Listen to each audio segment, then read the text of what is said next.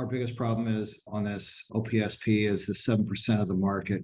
What is our 7% of the market? And thinking about it, we're in the hearing industry, right? So do we try and serve everyone, or do we just try and serve those that we give white glove service to and get the quality and service out of?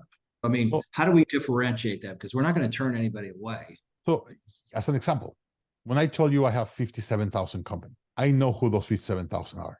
Am I not going to serve anyone else? No. If they come and buy, I will sell to them. But I'm not going to spend $1 in marketing to try to sell to them. I'm not going to do any effort or any strategy to serve anyone else that is not in my 57,000. But if they come and they say, I want to learn from you or grow with you, perfect, we'll serve you. You're saying differentiate yourself by marketing. That's correct. Whenever I talk with someone for the first time, someone said, hey, Daniel, we saw you on social media and we're seeing your videos, want to work with you guys. Let's get into a phone call. Great. One of the first questions that I ask is, what are you reading? If the CEO said, well, the last book I read was the Bible like 7 years ago, I know it's not going to be my client, right? If someone says, well, I'm reading this, and then I'm reading this, and by the way, this is the next book that I'm reading, and I'm so excited about learning, we're going to have a great relationship because we build learning organizations. And usually starts with the head of the company being a lifelong learner.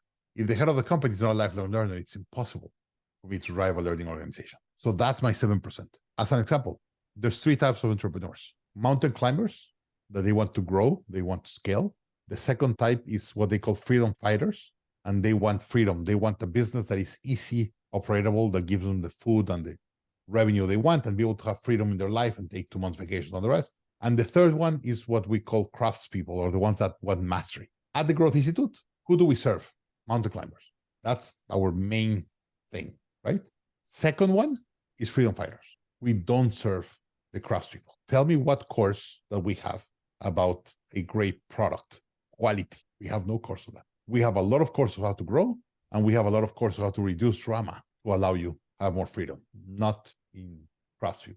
Like Steve Jobs will never train with me. I would go to the 20 complaints, and then I will go through the complaints and see, okay, I'm going to be really, really good at these 3 things, and I'm going to be terrible at these other 3 or 4. And once you understand what you're going to be good at and what you're not going to be good at, it's okay. Southwest said, I'm going to serve executives, middle age, 30 to 50, that they fly a lot. That's where I'm going to go. And if you are someone older and you want to fly with your grandkids, you're going to hate Southwest Airlines. Indeed, I love this story in Southwest Airlines that one day, this older woman in her 70s, she went to a Southwest flight. And when they were talking about security, the typical speech at the beginning of security, the crew person did a rap, said the security in a rap. And the woman got offended that something as important as security of a plane, they did a rap. So when she got to her destination, she wrote a letter to the CEO saying, I think it's a really, really bad taste and lack of importance that you allow your employees to do a rap to tell security or tell the speech of security. The CEO of Southwest Airlines got the letter and said, oh my God, this is perfect. Went out through the corridor, invited all the employees that were on the corridor and said, I got this letter. And he read the letter to the team. This is what I'm going to respond. Dear Miss Smith, whatever, we're going to miss you. Thank you. That was the response. And then he went to the PR team and said, go and buy 2 pages of the Dallas Morning News. When you open the paper, in 1 page, publish the letter that the lady sent me, and the other page, put my response. And on the top, I want you to say, if you don't want to have fun, don't come to my airline. I was like, what? How can you say that? And the guy said, if you want to have fun, this is our airline. That's why we call it Love Airline. If you don't want that, go to another airline. We've never had a plane going down. We've never go away from security. But even if we tell you the typical, you're not going to hear it because you've heard it so many times, you're going to be zoomed out. If we make a rap, more people hear it and understand the security speech. So we go with the people that want to fly a lot, want to be on time, keep whatever, but most importantly, that are so tired of flying, they want to be a little bit different, to have a little fun, a variety. That's his 7%. And they're one of the biggest airlines in the US. But they understand that that 7 is the one that spends the most. McDonald's, I love their strategy. I hate McDonald's. My kids have never eaten McDonald's. By the way, quick funny story. My wife always told my kids that it's really, really bad food, McDonald's. One day I was stranded in an airport and the only thing open was a McDonald's place. So I ate at McDonald's, and the next morning when I got home, I was in breakfast telling my kids that I just had McDonald's the day before. My daughter was like 4. She started crying. And I was like, why are you crying? Well, you're going to die.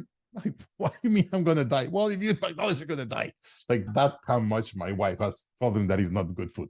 But I love the strategy. McDonald's said it's going to be ready when you come into McDonald's. It's going to taste exactly the same. And it's going to be fun for the kids. That's it. It never tells you it's going to be great quality. And it's going to be great flavor. But who is the buyer of McDonald's? Usually a family with small kids. When you come with a restaurant with small kids, if when you order, they take 20 minutes to get your food, your kids are jumping in your chairs and you want to keep them entertained. So you want the food to be fast there. 2, it has to taste the same. If they bring them a different flavor, your kid says, I don't like it, then throws the food. It has to taste exactly the same wherever you're in the world. And once your kids eat, you want them to be entertained so you could eat yourself. That's why you always have fun for the kids. So they knew that their 7% is younger couples with kids. And that's the one who they serve. Some people around there go and eat, but they just serve and everything is designed for young couples with young kids. Based on the 7% and what Tom was saying earlier, my business is both B2C and B2B within consumer goods. We sell multiple categories that service a lot of different niches. My question is, how do you define, in looking at all of our categories and all of our niches, we want to hone in on the best niche. How do you define which niche you can possibly become the authority in? Do you use the 7% to find that niche, or are you looking at different indicators that would set yourself apart from a competitive perspective to define that niche? The one-page plan of scaling up is divided in 3 main areas. What we call the core. That's who you are. That's never going to change. And your core is your purpose, your core values, and your strengths or core competence. That's who you are. So you first have to say, okay, this is who I am. Then you're going to understand your weakness and the trends. And so, okay, based on the trends in the market and my weaknesses, and based on who I am, why I want to do this and who I am, I have a certain niche that I could serve, right? It gives you kind of an idea of who are you a right match. It's like, as an example, I've never run a Fortune 500. It will be impossible for me to say, I'm going to do an institute to train executives for Fortune 500. I don't talk the language. I don't have the experience of doing it. So I'm not the right guy to do that. But I've scaled a lot of companies from 0 to 1,000 employees. I know the drama of scaling companies to 1,000 employees, right? That's who I am. That's my core competencies. And that's the people I move with. I'm around. I've been in EO for 22 years and in YPO for 7. I understand. Those are the people I talk to. It's my friends. So I have to understand where I am and who I am, and then build a strategy that is aligned to that, and then plan and execution. But for me, this has to come based on who you are. So I recommend that before you choose your 7, get a deep understanding of who you are. Why are you here? What are your core values? And what are your core competencies or strengths? And it's okay, based on who I am and the trends of the market, this is what I'm going to do. And then you could choose your 7%. Thank you, Daniel. But one thing, the FDT, what is the base?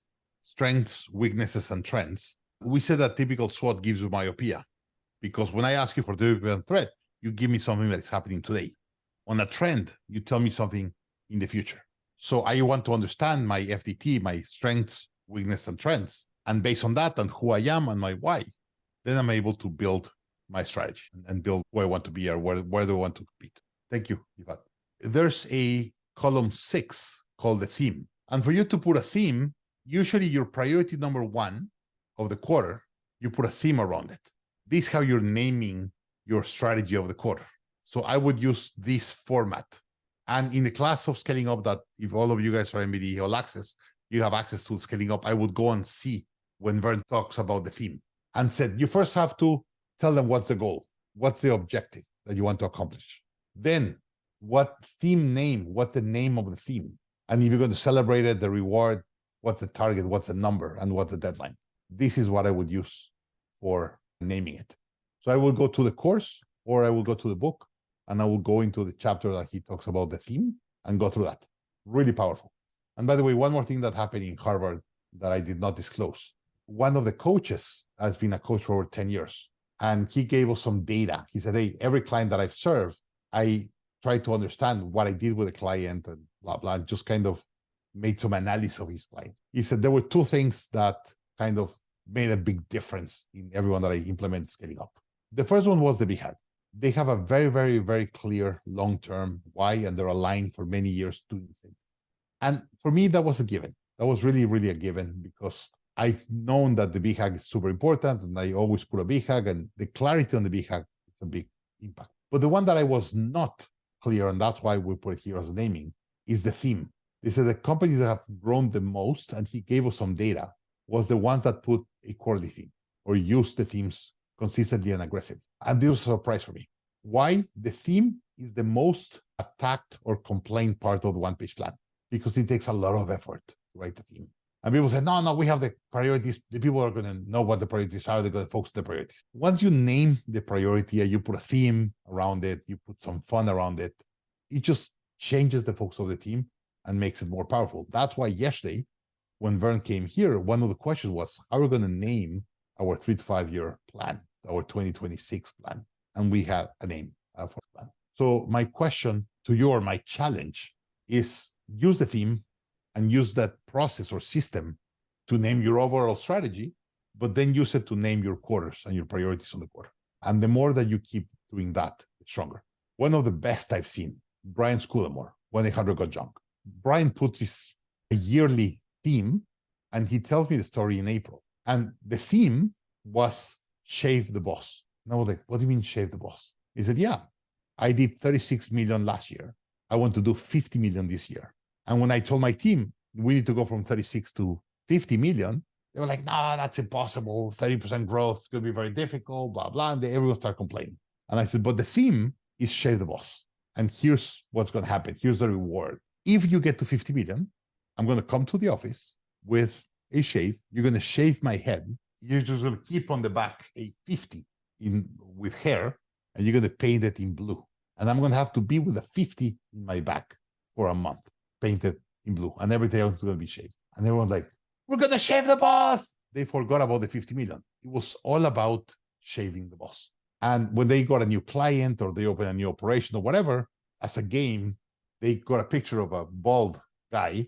They put a 50 on the back and send it through the door for the CEO or put it as a screensaver in their screens and all that. And it was all about shaving the boss. So I see Brian Scudamore in April in MIT at Gathering of Titans. And he tells me a story. And I was like, Brian, are you ashamed of having a 50 on your head for a month? He said, Daniel, imagine you see me on the street and I have a 50 on the back. And they were like, why do you have a 50 on the back painted in blue? And you know what I'm going to tell you? Because I did 50 million in revenue. Who's going to laugh about me? No one. It's very worth it to get my team to go from 36 million to 50 to shave my head. That's the focus and discipline that you need to have as an entrepreneur to do those kind of big changes. And by the way, they did not get to 50. They get to around 48 and a half. I don't know exactly a number, but they did 48 and a half. It was an amazing accomplishment to go from 36 to 48, right? That was almost 50% of growth of the company. That's the power of the BHAG. Great idea. Second one that I really, really like, Mark Moses, client of us too. Mark, he had a company of mortgage, he had a mortgage company, and their team was doing mortgages for very small houses. So the mortgage of someone that is a low income or lower income than the average, it takes more time.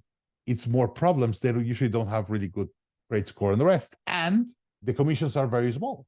And Mark was telling their team, hey, let's do the big mortgages. They pay us more commission and it's easier to do it because someone that buys a bigger house usually have better finances and it's easier to give mortgages. And his team was, well, I feel comfortable talking to the small homeowner and I'm going to do small mortgages. You want to send a message to think different. So it's okay, quarterly theme or yearly theme, I'll see you in whatever hotel, all the company. So they get in and they say, hey, it's going to be on the grand ballroom. And they get to the grand ballroom and there was nothing. It was completely empty. No chairs, no boards, no nothing. It was just the carpet and the room. And then they've been waiting for 10 or 15 minutes for the boss to come in. And the media comes in. Radio, news, TV, all this media comes into the room. And they were like, this is an internal meeting. Why the media is here? Don't worry. Wait, the boss will come. And then probably 20 minutes, half hour after that, they open the doors of the back of the ballroom where they usually get all the equipment for the weddings and the rest. And the owner of the company, Mark Moses, comes on top of an elephant and walks into the room on top of an elephant and said, this is the biggest animal in the world. I went to rent the biggest animal in the world to tell you that we're going to think big. From now on, we're going to be called the Think Big Mortgage Company. And by the way, he got the microphone and looked at the newspaper and the media guys on the TV and said, I am Mark Moses. I am the CEO of Platinum Capital. And from now on, we're going to be called the Think Big Mortgage Company. If you want a mortgage of 2 million, 5 million, we could finance it for you. And he sent a message to the market that if they want to do big mortgages, they call him. And what happened next day, the crazy CEO was in the news of 7 p.m. and everyone that want to get a big mortgage start calling their company. So he just not just used the theme for their employees, used the theme to send a message to the market. And that was super powerful. I think they doubled revenue in a year because they start doing much bigger mortgages and more profitable mortgages. So a great way of naming your strategy and sending a theme or a message to your team.